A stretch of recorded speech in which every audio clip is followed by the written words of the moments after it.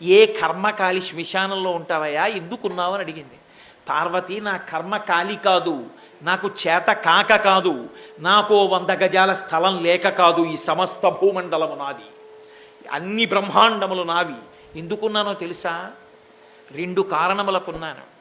నా అంత వాణ్ణి నేను తెల్లగా ఉంటాను, పొడుగ్గా ఉంటాను, నాకు ఇంత పాండిత్యం వచ్చు, నాకు ఇన్ని ఉపన్యాసాలు చెప్పాను, ఇంత బాగా నటించాను, ఇంత ఐశ్వర్యం ఉంది, ఇంత పెద్ద ఉద్యోగస్తుడిని, ఇంత అధికారిని, ఇన్ని చెప్పుకున్నవాడి ఊపిరి వెళ్ళిపోయాక వాణ్ణి తీసుకొచ్చి కొడుకు కట్టెల్లో పెట్టి అగ్నిహోత్రంలో వ్రేల్చి కపాలం పగిలిపోయాక ఇంటికి వెళ్ళిపోతాడు స్నానం చేసి. అప్పుడు ఆ జీవుడు శరీరంలోంచి పైకి లేచి నించుంటాడు. ఈ చుట్టూ ఉగ్రమైన భూతగణములను చూస్తాడు. నా వారన్నవారెవ్వరు ఉండరు.